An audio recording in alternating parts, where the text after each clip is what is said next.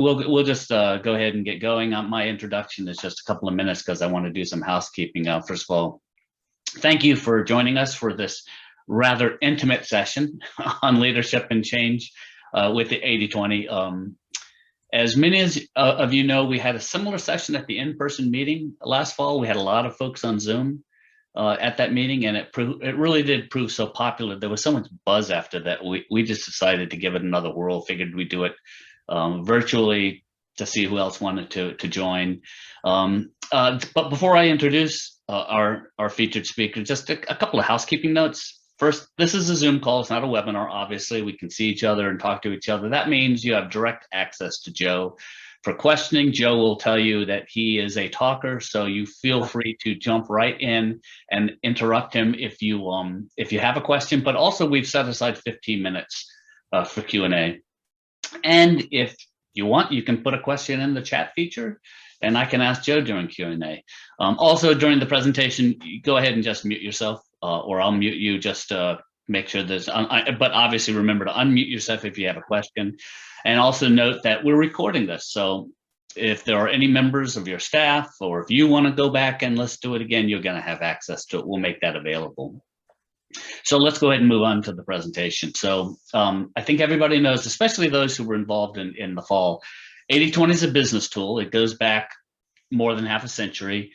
In the 1980s, ITW CEO John Nichols, he took 80-20, the 80-20 principle, and he elevated it to a more formal methodology with a great deal of success. And since then, the principle has become really a fundamental practice for a lot of highly successful manufacturers and others. So today we get a chance to hear from a leading practitioner who is Group Vice President at ITW.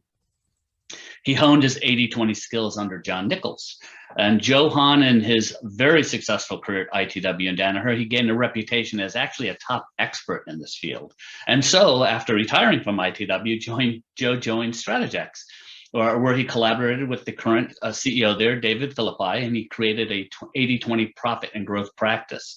Over the years, Joe has been instrumental in the continuous improvement of Strategex's 80-20 approach. And in that time, he's developed certain proprietary techniques that are currently used by several of his blue chip clients. So today, Joe, you're going to spend some time outlining the basics of the principle.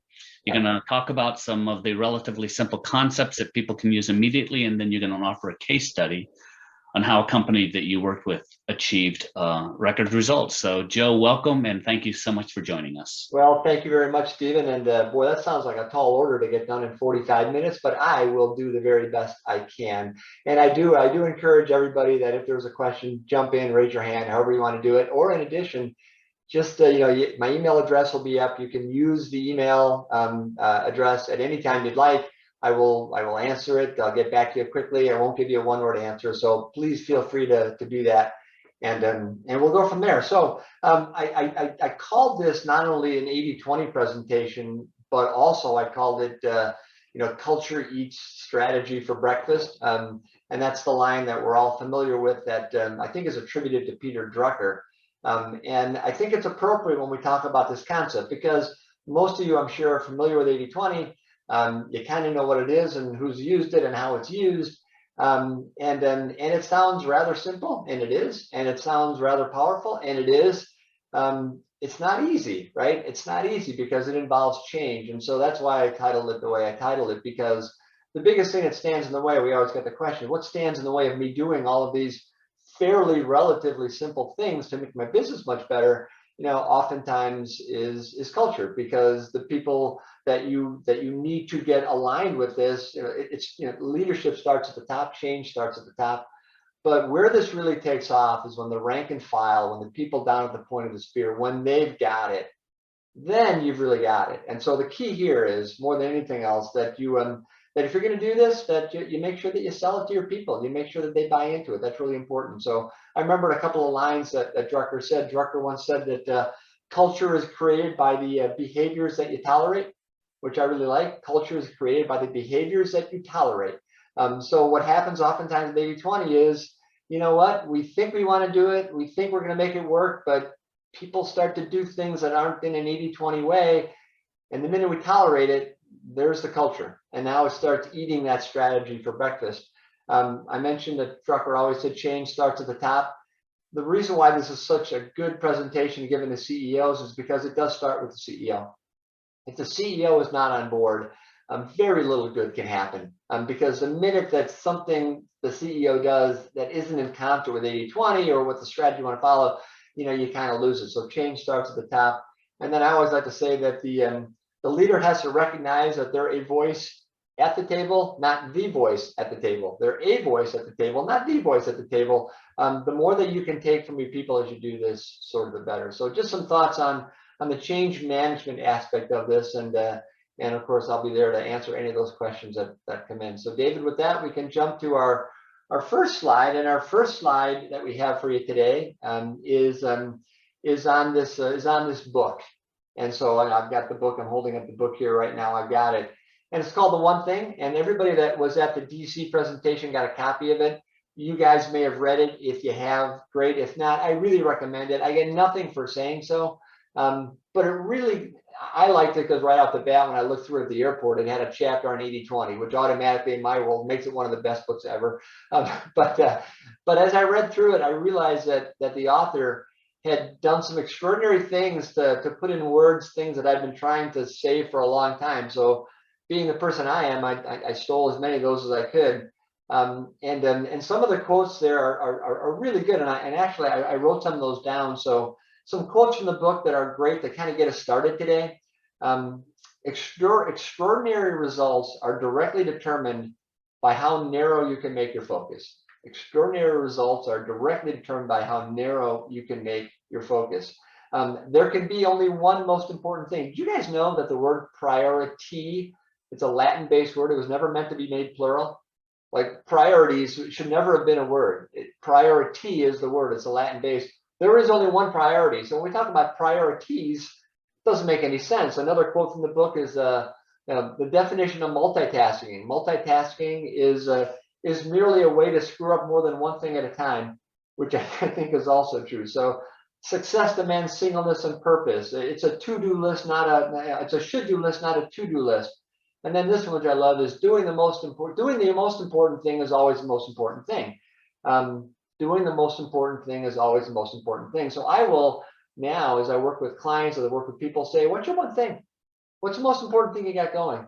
And if people can't articulate that, ask yourself why they can't, because it is really so important that you do that. So read the book. It's really good.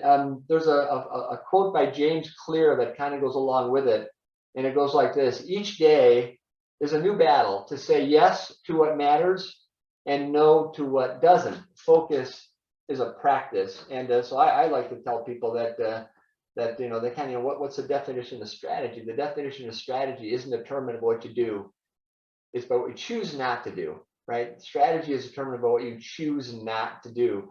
And that's the difference between intended and realized strategy, right? We intend to do this, but we wind up getting pulled in many different directions. And the next thing you know, our original strategy gets changed dramatically, and it becomes this different animal, right? So the one thing I recommend strongly, a good book to get you in the mindset of how do I focus, right? Which is what this is all about. So from there, then I'm going to give you a measure that is going to, I think, really help you. If you've not used it before, I recommend you do it. It takes no time to do it. This is, and David, you can put the whole thing up there if you want. It doesn't really matter. So I recommend you go and do this for your companies or for divisions of your companies. But this is the first thing I look at now when I look to assess a company. I look at what we call this Strategex key ratio, right? And the formula is, and this for a manufacturing company would be material margin dollars divided by total employee cost dollar. So where does this come from? So the history is simply this, that years ago when I was at ITW and Danaher, we used revenue per employee, right? That was our measure. And we wanted to get revenue per employee at a $300,000 per employee clip, and we felt that was good. What I found over time was that measure led me astray. It did some things to me that took me in the wrong direction. And if you think about it, here's why. First of all, revenue. And today, it's very apparent to see where revenue can mesh it up, right? Because we're dealing now with an inflationary period, right? So I'm sure that strategic pricing is all part of what you guys are doing in your businesses. So as your costs go up, you're raising prices. As you raise prices and you get that, I'm sure you're enjoying larger revenue numbers. But the reality is that truly adding value to your business?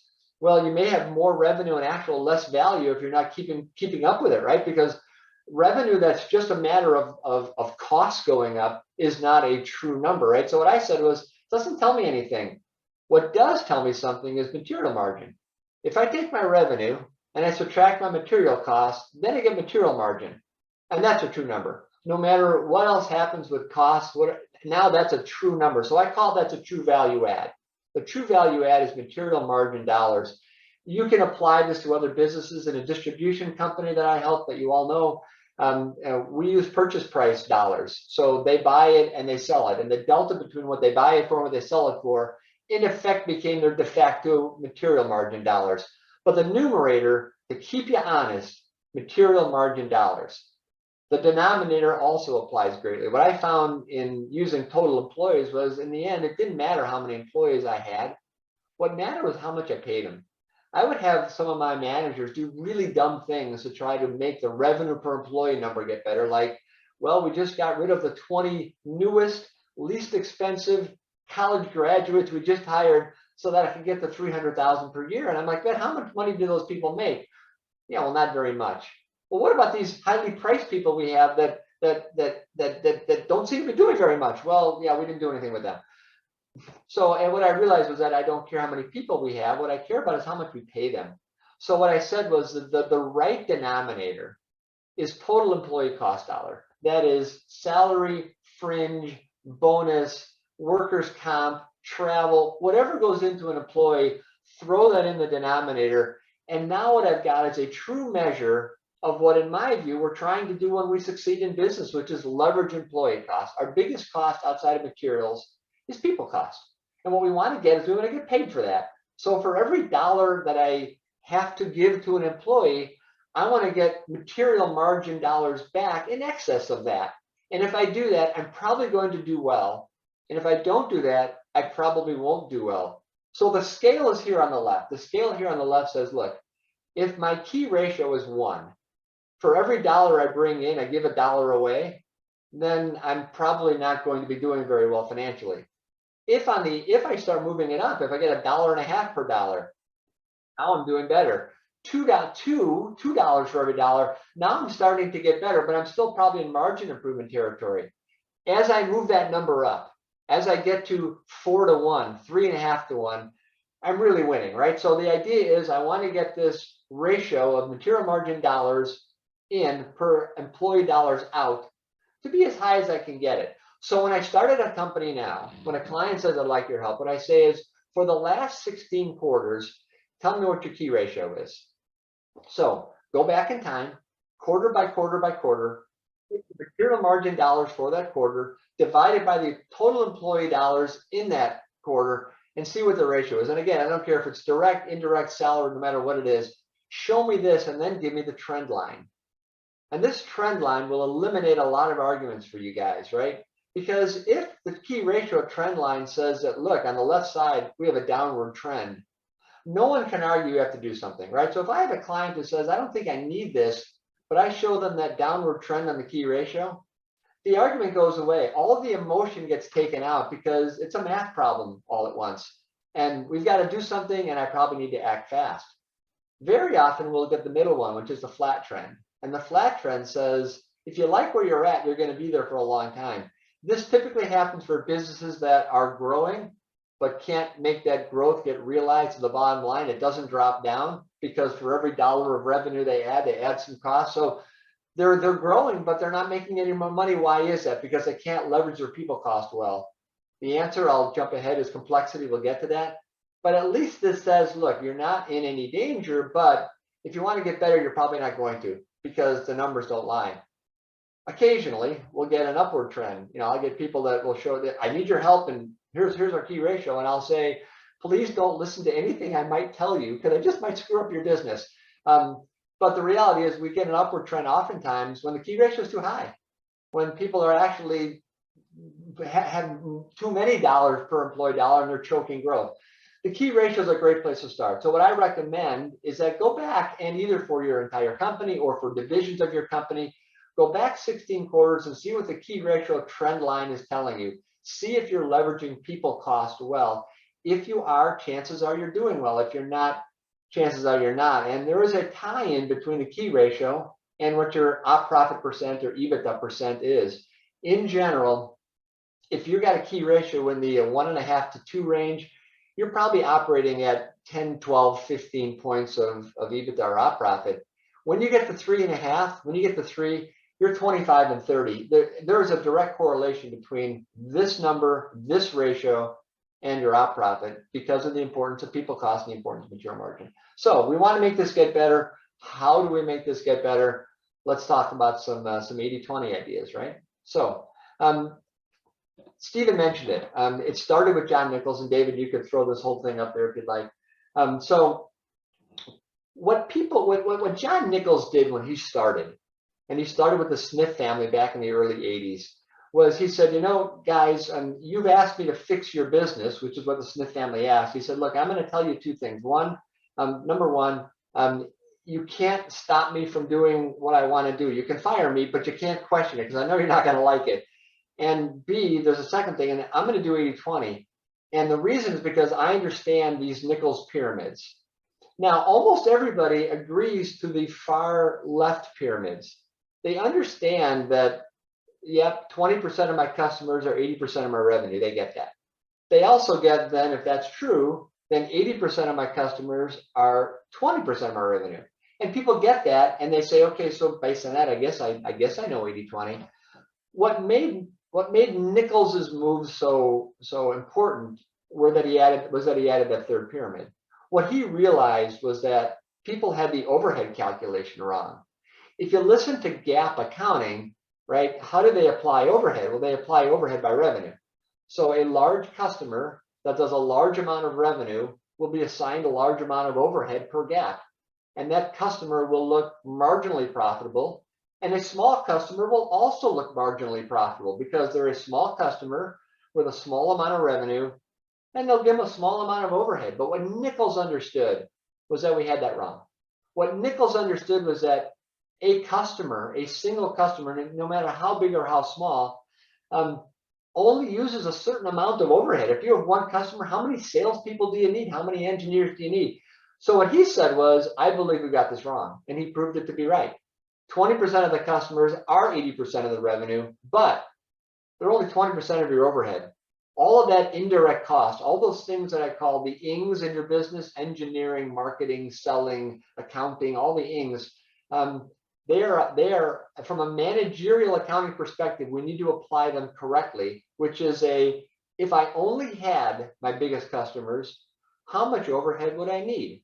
That doesn't say we normally automatically get rid of all the other customers. That's not what 80-20 says. But what 80-20 does say is we've got to understand the delta between the profitability of, say, the top half of the pyramids and the bottom half. Or put another way, if I were to draw a line across this and I was to ask you, what's the key ratio north of this line versus what's the key ratio south of that line, you guys would all know what the answer is, right? North of that line, look what I've got. I've got a ton of material margin, and I don't have a lot of overhead. Now, I've got some direct labor there, of course, but it's dwarfed by the overhead. My key ratio is high. It's probably 4 and 5 to 1. South of that line, a lot of customers, a lot of overhead, and I don't have much material margin to play with. And no matter what price I charge, no matter what the margin percent is, there just isn't enough to work with there. The key ratio is low, and therefore, your profitability is low. So what Nichols understood was that in the end, you make a lot more money on your biggest customers than you think you do, and you lose a lot more money on your small customers than you think you do. Your largest customers typically are subsidizing your smallest ones. And yet, what do our salespeople do? Our salespeople are engineers, we're problem solvers. What we say is, every customer is a good customer, and we solve problems, and we want to bring them all in, and we'll discount them the same, and we'll commission them the same, and the next thing you know, we've got complexity, and the reality is we're making the mistake of underserving our best customers, right? So Nichols understood this, and what he said was the key element of this is treat them differently. So if there were 3 words that I would leave you with today to remember, Those would be the words. Treat them differently. Don't try to, don't think about it, but you must treat them differently. Your 80s, the big customers, must be treated much differently from the 20s. They must be manufactured differently. They must be sold to differently. They must be channeled differently. And they must be separated differently from a financial standpoint so that you know the truth. And because once you know the facts, you can't unknow them. So that's where this all starts, is with this Nichols pyramid, right? So once we know this, then how do we manifest this into something that is actually actionable at your level? So the quick and easy place to start is something called quartile analysis. I didn't invent a lot of things at ITW and Danaher. I stole most of them from Nichols and Company, but this is one that actually I did come up with. And it's a very simple one. And this is another one that you can take back to your people today and just have them run it if you've not done it already. So here's what you do for any year period, any fiscal year, calendar year, doesn't matter. Just take all of your customers and stack rank them. Do it by revenue. You can do it by material margin if you want, but revenue is easier. Stack rank them from the biggest to the smallest. Who's my biggest customer? What's their revenue? Who's my smallest customer? What's their revenue? Everybody in between, and just stack rank them. And then what you need to do is divide them into fourths. Why I chose to do it in fourths, I don't know, but it seems to work really well and make quartile analysis stick. So what are you going to find out? Well, what you're going to find out is the percent of revenue will shock you. Maybe it won't, but it'll shock a lot of your people, I promise you, because the way it's going to come out is it's going to come out 89,731. Within error margins, it'll come out that way. I've seen much worse. The worst one I saw was 100,000 customers, and the quartiles were 97,210.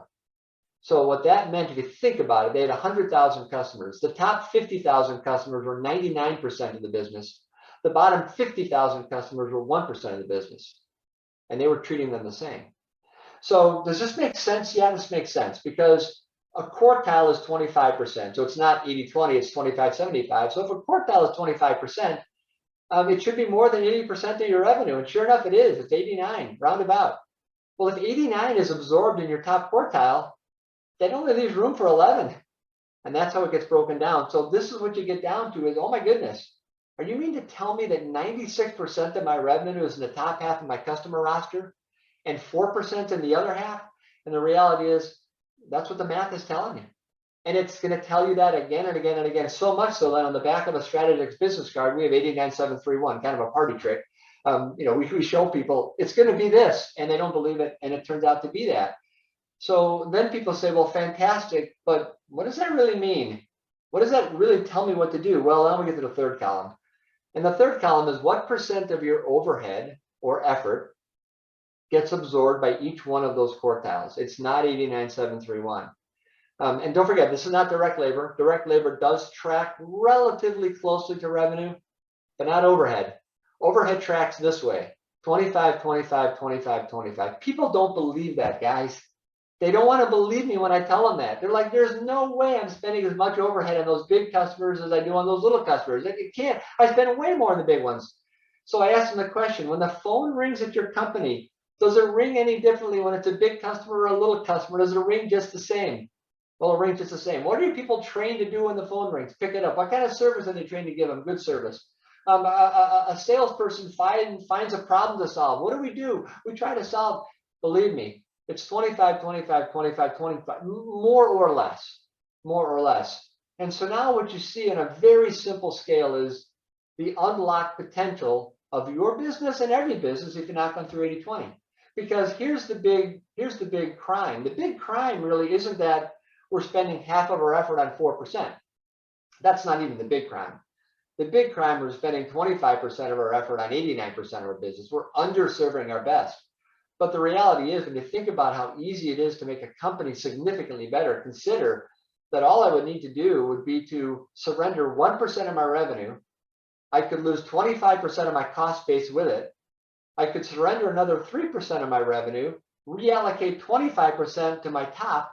I could grow my 89%, which is the wheelhouse of my business anyway, and my business is more profitable with more growth potential. That's an oversimplification, I get, but it's not too far from the truth. And this gets repeated again and again and again. And what we have found, of course, is that, it works. This does work. Most companies spend way too much time on the insignificant many, and far too little time on the critical few, right? So what does that do from a profit standpoint? Well, I call this the question nobody gets wrong, right? So I will ask people like, okay, if you didn't have your bottom half, if you didn't have 4% of your revenue and you didn't have 50% of your cost base, and I came to you and I said, I got a great deal for you. I will grow your revenue by 4%. I will double your customer base, and all you got to do is double your cost base to get it. Would you take that deal? Nobody would ever take that deal. And so what I say is, if you wouldn't take it, you didn't have it. Why are you keeping it now that you got it? And that becomes a very difficult question to answer, and it starts to get us to think about different things. If you throw the right column on the profit side, this is what you'll find if you actually go and do individual P&Ls by quartile, which, by the way, I do recommend that you do. Prove it to yourself. But you'll find that your business is already way more profitable than it's showing in your first quartile alone. We make a lot of money there because we got a lot of material margin and not much overhead. And then we systematically lose it as we go down the chain. Now, does this mean we don't want to serve any small customers? Won't they become big someday? Yes, some will. We have to be very selective about those small ones that we choose that have got upward potential. The problem in most companies I've found is that we're very democratic. We give everybody the same shot. And as a result, we underserve the little ones that have potential, and we overserve the little ones who have no potential. And by the way, that's the lion's share of them, right? So the quartile analysis, I recommend that you do it. Go back and check, see what it tells you. My guess is it'll tell you something interesting. Okay, next one, David. So this is where it starts to get a little bit more strategic. So I'll walk you through this. The problem with quartile analysis, right, is that there is a cross-reference issue, right? People will say, well, Joe, wait a minute. Look, I can't get rid of all those little products, because if you do quartiles on products and customers, it'll be 89,731 for both. But if I make a snap decision to get rid of all of my little products, the rightful question is, but what if a big customer is buying them? Don't my big customers buy long-running products and small-running products? The answer is yes. So you can't afford to irritate your large customers by just blindly wiping them out. What you do, however, is you put your next step into a quadrant analysis. And this is just a question of who buys what. So for your business, what we want to know is who buys what. How much of my revenue is what I call quad one? Biggest customers buying my biggest products. How much of my revenue is quad two? Biggest customers buying the things I don't want to sell necessarily, but they still want them. How much of my business is what I call quad three or BA? Little customers buying my long-running products in small quantities. And then how much is the red square, the quad four square, the BB square, which is small customers buying things I don't want to buy, don't want to sell. How much of that is there? So David, you can throw it all up, but yeah, it's 64, 16, 16, 4, right? Which is a math problem. 0.8 times 0.8 is 64. 0.8 times 0.2 is 16. 0.2 times 0.8 is 16. And 0.2 times 0.2 is 4. So that's how we get those numbers. You'll find when you run them yourself, if you want our help to do it, we can. You'll find that these numbers will track. You'll find that you're 64, 16, 16, 4. We also understand that after studying this carefully over the years, again, it's the same 25, 25, 25, 25 from an effort overhead standpoint, at least. And why do I say at least? Because think about what quad 4 is. Quad 4 is 80% of your customers, and it's 80% of your products. They're all the low, short runners, but there's a lot of them. There's a lot of complexity there. So my guess is your effort there may actually be higher than 25%. But for purposes of this, we'll keep it at 25%. You can see right away, again, from a profitability standpoint, where's your money made? It's made in quad 1. So the way I look at it is this, is that quad 1 becomes your fort. Quad 1 is you protect it, you defend it, you enlarge it. This is why you're in business. This is your biggest customers buying the things you make and sell the best. That's your fort. Protect, defend, enlarge it. All of your sales and marketing efforts should be there to maximizing market share in the fort. Quad 2 is what we call the necessary evil. Now, it is evil because it's short-run product. We don't want to make it specials. We're not good at that. But it's necessary because we have large customers who not only want to buy your good stuff, but they will want to buy special things from you as well. So even though quad 2 isn't necessarily a money-making quad, because it's not, it is, however, a strategic quad, right? So we would like to get our customers to move from quad 2 to quad 1. We'll talk about that in a minute. But if they don't, we kind of leave it alone, right? Because it is strategic. Quad 3, I call transactional. This is made for e-commerce. This is made for distribution. Think about what this is. This is a lot of little customers buying your longest running products in small quantities, made for distribution. The problem with quad 3 in most businesses is that we treat those customers like quad 1. We have salespeople calling on them, and frankly, they're not big enough to justify that. So they need to be handled more transactionally, right? Through distribution, through e-commerce, no receivables, credit cards, that kind of stuff, except for those critical few who might grow, right? That's how they should be handled. Then we get to a quad 4, and for humor's sake, I call it CRAP. I tried for a long time to think about what I should call it, and what I finally realized was that in quad 4, I can't realize a profit. I just can't realize a profit. No matter how much I raise the price there, I can't realize a profit, and the acronym, of course, is CRAP. I can't realize a profit, right? So the idea here, right, is this is a business today. Most businesses are like this today. So what if I eliminated quad 4, took some of those resources and put them into quad 1, took my quad 3 and made it transactional through distribution and e-commerce, and tried to nudge my large clients from quad 2 to buy more standard? Would my business be dramatically better?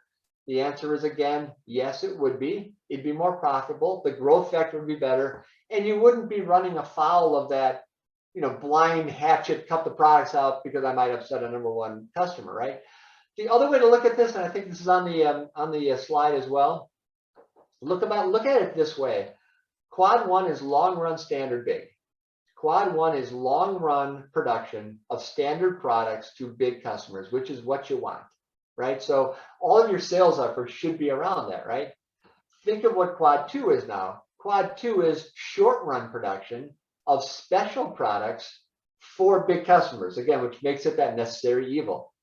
Quad 3, long run production, standard products, but they're small customers, right? So that's again, business is different.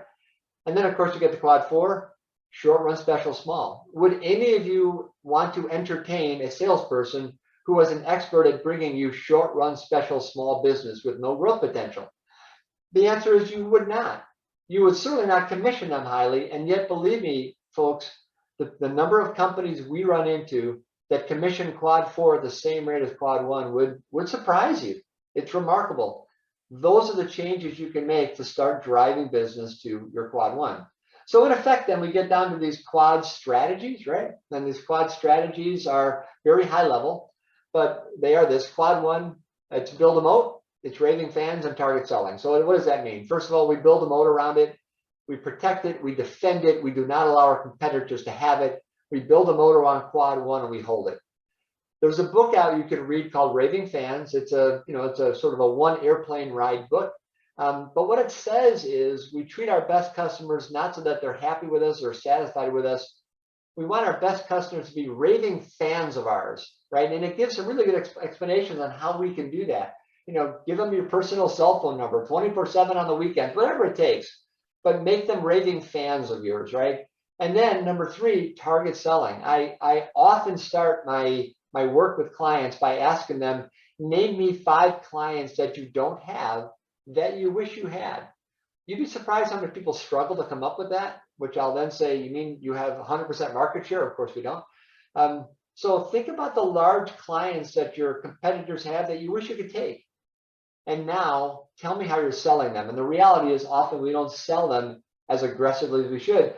We recommend taking these clients and putting teams of people on them to simply overwhelm those targets at point of contact. Because if we win them, they're so large, they're long run standard big, they overwhelm the amount of overhead I'm putting into it. So quad 1 is all about the moat, making your current ones happy, and then target selling. Number 2 is what we call a B to A program. 2 things here, B to A. One is you want to work with your quad 1 clients, say, you know what, you're buying this special thing. probably not good for you. It's not good for us. We're willing to keep making it for you, but you know what? If you bought this standard thing, it would be cheaper for you. There'd be lower inventory over time. And over time is the key here, 12 months, 18 months, 24 months.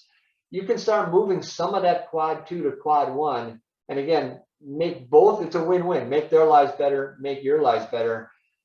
But I also mentioned stickiness. There was a client I had where quad 2 saved them because they were being shopped by a foreign competitor, but the foreign competitor was only willing to do the long run standard big, only willing to do quad 1. And so the client was shopping my client against them. And I said, look, here's the deal. They're not doing quad 2. So go back to your customer and say, look, we will meet or beat your quad 1 price from the competitor, but we're not doing quad 2 anymore, and we're getting rid of all of our resources for doing it. And they never looked at the problem that way. So the reality is, occasionally when you're doing those quad 2 specials, you are creating stickiness. So don't necessarily be in too great a hurry to throw that strategic advantage away. Quad 3 then is all about the channel opportunity and reducing resources. There is a 3-to-1 program. The customers at the top of quad 3, you probably want to target sell them, move them into quad 1. They're buying from you already, so the opportunity is there to get wallet share. But in the end, for the lower quad 3, it's a channel opportunity, an opportunity for you to reduce resources or at least reallocate resources, put more of them into quad 1. Many of our clients don't change their resource level at all, especially in this day and age, right, with resources tough to get, but they put them on things that are more important. And quad 1 is always more important than quad 3. So reduce or rechannel resources. And then quad 4, that's product line simplification, that's customer simplification. That is getting rid of them over time in the right way, providing a severance package to your clients, giving them time to find someplace else to go. Do it in the correct way, but you got to get out of quad 4. Yes, tomorrow, double the price of quad 4 tomorrow. If you double the price of quad 4 and you keep half the business, you will double your profitability, right? And risk nothing, right? Because let's face it, double the price, half the business, same revenue, double the profitability. So yes, tomorrow raise the price by 10%, 20%, 100%. But in time, you'll find that at no price is quad 4 profitable. Do yourself a favor and do a P&L, a split P&L on quad 4 alone and see what it's doing to you.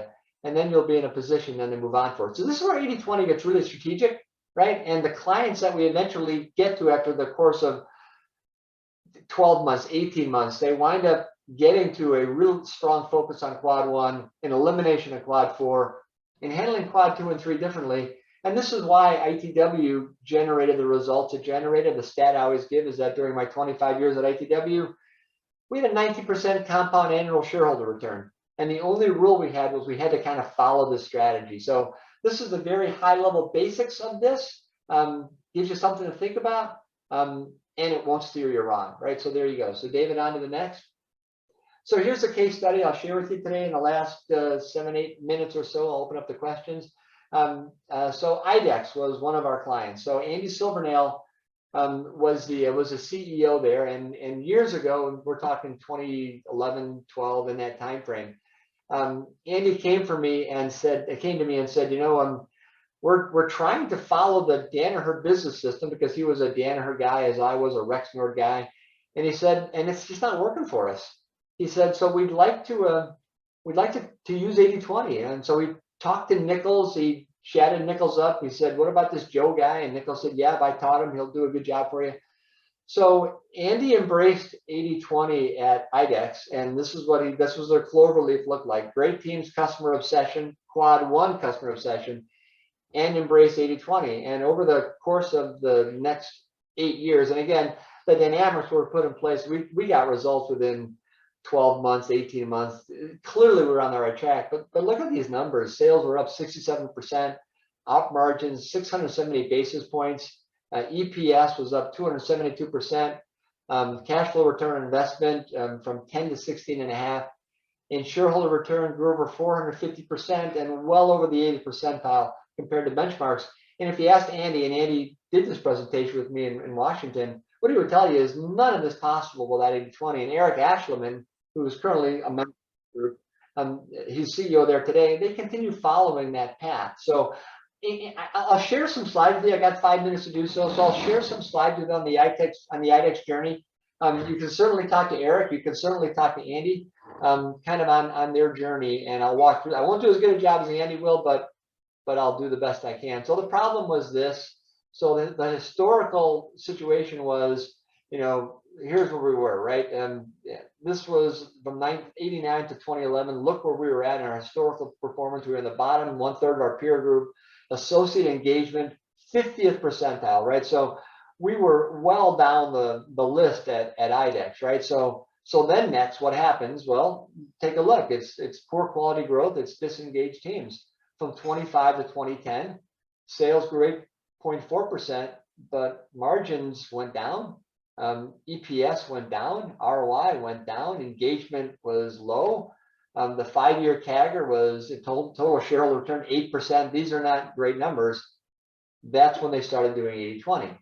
And what did Andy realize? Well, the root cause was just not delivering on the commitments, right? Which is what 80/20 kind of is all about, is understanding where the value is and driving it. If we maximize our organic opportunities, our M&A opportunities, and we repaired this failed mixed model lean, replaced with 80/20, we'd have 100 million more of OP, which would, greater than 50% of our stock price. We'd have been number 1 in the peer group if we just did this. So Andy made that decision to replace failed mixed model lean with making 80/20 part of the culture. And again, culture eats strategy for breakfast. Basically, his rule was like Nichols' rule. You don't have to do 80/20, but if you don't, you can't work here, because we have to make sure that we follow this to a T. So what else did Andy realize? He realized was that there was a difference. The complexity was the villain, right? And it's always the villain. If you look at it, right, in commodity business, right, there's a high value, right, that drops with, as complexity kind of extends out, the value goes in a commodity business. In a differentiated one, it goes the opposite way. This was the theory, but the practice was much different. The insight was there was this highly engineered reality that if we could get like the right level of complexity, we could get the right level of value for that.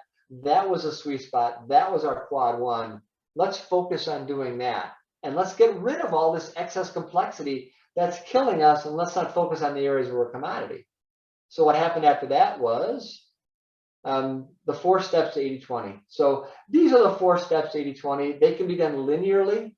They are done oftentimes in parallel. But in general, here's what we do. Step 1, simplify, which means we get rid of all the products and customers that we shouldn't be making. Quad 4 goes away, period. And within 60 to 90 days, guys, you can be out of quad 4, and it makes a huge difference. But you've got to simplify. Einstein once said, there's no sense becoming great at something that we shouldn't be doing in the first place. So, I use the analogy, weed the garden, get rid of the weeds. They're soaking up too much, right?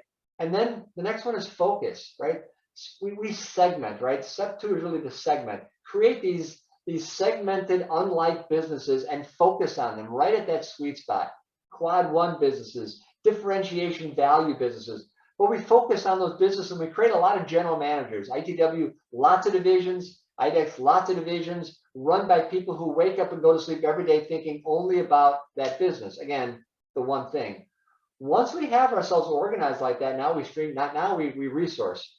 And we resource by putting only those resources that we need, right? So give it only the water it needs and no more, and you will keep it very, very lean. You'd be surprised how these GMs running these businesses, they will not overspend. They want to win. And if you've got it such that they control their own costs, and Frank Patak, ex of ITW, ex of Marmon, has said this a lot. If the people running your businesses don't control 90% of their costs, you're going to have trouble getting them to own their business, right? So they got to own that. So we resource it accordingly where they own their costs and they make good decisions. Then and only then do we streamline. So lots of companies will jump right into DBS and one-piece flow. And what I say is, my God, why make a cell great that you shouldn't have in the first place? We are still going to do it. The lean principles, I believe in them only after we simplified, focus, and resource.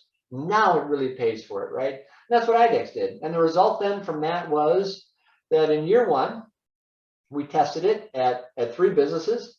There were 2 home runs, knocked the ball way out of the park, and there was a mess. It was a big mess, which we had to fix, but we opened eyes. By year 2, we had 2/3 of the company in implementation of 80/20. In year 3, 100% of the company was in implementation. And by years 4 and onward, the building of expectations and the cultural necessities were ingrained in the business. And the result of that was the results. So here's what happened from 2010 to 2019. So if you remember those results from 2005 to 2010, here's what happened for the next 10 years. Sales grew from $1.5 billion to $2.5 billion, or 5.9%. Op profit went up 8.2%, EPS up 12.7%, ROI 6.6%. Engagement from 50 to 80. Again, culture eats strategy for breakfast, right? Unless you get the people engaged, it's not going to work, right? So by getting this engagement, by giving people the keys to the kingdom, wow, we got, here's what I would tell you. Once you cede control of your business to the people at the point of the spear, really good things are going to happen. And all you got to do is give them one rule to follow. You got to do 80/20. Nichols always told me, Joe, here's a secret. We follow only those rules prescribed by law and one other. You got to do 80/20. People will get it. And look at that CAGR over 9 years. Total shareholder return 21.7%. If you talk to Andy, what he would tell you is it's all due to 80/20. And I would argue that it is. So there you go. That's the best I can do. 46 minutes on the head. So I know I was talking really fast and throwing a lot at you, but I'll take any questions that you got this way or email, however you want to go. And if there aren't any questions, I either did a really good job or a really bad job, and I've done both in my past. So.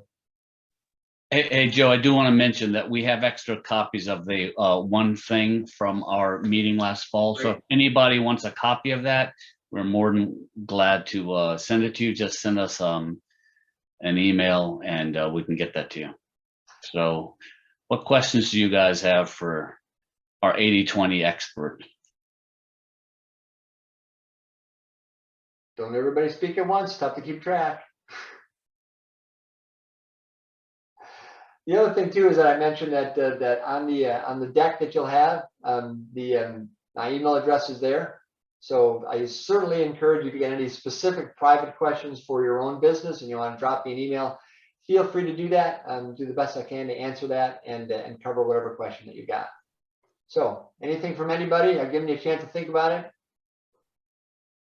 2 things there. Great question. The first answer would be it starts at the very, very top, right? So the CEO has got to say, this is what we're doing. We're doing this every day. Every meeting that the CEO goes to, I want to know your quartiles. I want to know your quads. I want to know your key ratio.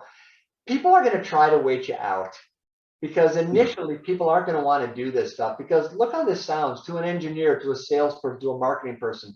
Fewer customers, fewer products, fewer problem solved. This doesn't sound good to me. And so they're going to push back at it, right? So what the CEO has to do is to make sure that they're very clear that at every meeting we go to, this is top of mind. I want quads, quartiles, key ratios. That's what we do. The second thing, and I recommend this highly, is whatever you do, don't call it an initiative. Whatever you do, don't say we're starting the 80/20 initiative because initiatives are born, they mature, and they die. Just wait this out and it's going to go away. What you say instead is 80/20 is part of our culture. That's why Andy put that clover leaf together. This is part of our culture. This is not going away. And what we're trying to get you to do is we're not trying to get you to do quads and quartiles, raise some price, take some cost out, and we're done. The idea is I want you to get you to think differently. So what we do is at every session we go to, we say, what's your one thing? Tell me who your target programs are. There's an evolution to it. That's why we give the 4 steps. It really is, you can even do it in this way. And this is another way to make it last, is that we start with simplify, and then we go to focus, and then we go to streamline or resource, but then we go to grow. So the last one, if you want to take the word streamline out and replace it with growth, I recommend that. So now it becomes I'm going to simplify, I'm going to focus, I'm going to resource. Now the cost is out, but now it's growth. And what we have found at Strategex is that's the part of what we do now that I think that people value the most is that it's all about growth. 80-20 is not a cost-cutting thing. And that's the message you've got to get across to your people. It's not about cost-cutting. What it's really about is resource reallocation. We want you to do more important work. So you've got to actually show that. So you can't be, I was never so greedy that I would actually go and take all the costs I identified and put it to the bottom line. I would take some there, of course, but I would look to take some of it and put it into target selling, trade focus, product development, get some wins on the scoreboard from a growth standpoint. And now it'll move from an initiative to a way of life, because once people see that it's a better way to grow your business, which it is, then you win. That's why we start right off the bat with target selling. Well, wait a second. Why are we starting target selling? Don't we have simplification to do? Yeah, but you know what? Winning a customer takes a long time. And we got to get started. And I got to give the company some esprit de corps. This is why we do it. So make sure the growth starts straight away. Don't call it an initiative, and make sure that from the top, your CEO talks about it every single day, and then it'll take root. If you do it in an isolated part of the company and leave it there, you're exactly right. That'll happen. It'll die. Question. So here's the first thing I would do. The first thing I would do is I would do a zero up P&L on those big customers. So take the biggest ones, the ones that are more commodity driven, the ones that are beating you up in price, and ask yourself, okay, if this was the only customer I had, or this group of 3 were the only customers I had, how many people would I need to resource it? How many engineers would I need? How many salespeople would I need? And treat it like it's its own company on paper. I use the line a lot. Be brave on paper. It doesn't force you to do anything, but it'll open your eyes. You're going to get one of 2 answers when you do that. Either one, you'll be able to prove to yourself that, yeah, you know what? The amount of cost that we need to service these big customers at the margin they insist upon means this is not a play for us. And at least you can then make the case. What you might also find, to your surprise, is that, you know what? We don't need anywhere near the resource that I thought we needed on these big customers. And even at skinny margins of 30%, I'm making 25 points on it. But you'll not know that until you create those very zeroed up P&Ls. But to your point, we have a customer right now. They do business with both Home Depot and with Lowe's. And what we have found is that in one case, in the Home Depot case, we gotta walk away from Home Depot. In the Lowe's case, we got to keep them. You would normally say, no, they're both the same customer. But the reality is we offer more value to Lowe's. They pay a higher price for that value. Home Depot will not pay for that. We have to walk from Home Depot. We have to stick with Lowe's. Only by doing those zeroed up P&Ls to prove that point. So that to me is one of the most powerful tools in the 80-20 handbook that in my mind, I fire everybody. I put them out in a bucket and I go, I'm starting with this customer. Who do I add to this P&L to find out what the true profitability is? And it'll tell you one of those 2 stories. Either you're much more profitable or much less profitable in the TPR. The answer is yes. The answer is they go hand in hand. So I'm one of the few people that I know that actually spend time at both Danaher and ITW. You either get people who believe strongly that 80-20 is the only answer. Then you get Danaher people who believe DBS is the only answer. Here's what I found. What I found is that 80-20 is foundational and makes whatever system you choose to make your culture much better. Because what does 80-20 say? 80-20 says, I don't want to do wasteful things. I don't want to do complex things. I want to get rid of complexity.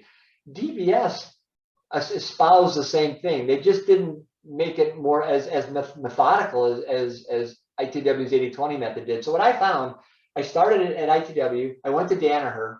And then I took the obligatory ITW pay cut and went back to ITW. And when I went back there, I brought the Danaher tools with me, and the combination was powerful. I simplified everything using 80-20. Then I used the DBS tools to drive efficiency, and oh my goodness. So yes, you will. Just imagine what will happen if you get rid of quad 4. Right. Double the price tomorrow, and if half go away, you have the same revenue and double the profitability. It's an easy formula. About capacity today, if you cut the cycle time in half, you double capacity for free. I just don't understand why people don't understand that logic, but it's true. You're welcome. Any others?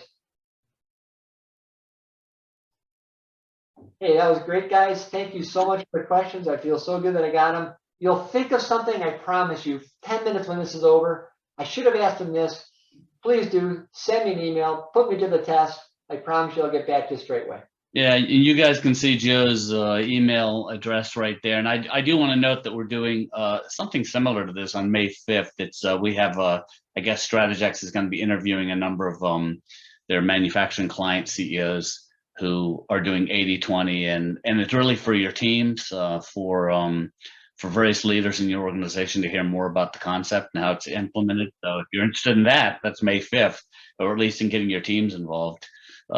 Send me an email and we can get you registered, get them registered. So there you go. There's 80-20. It's my taxes, you can probably tell.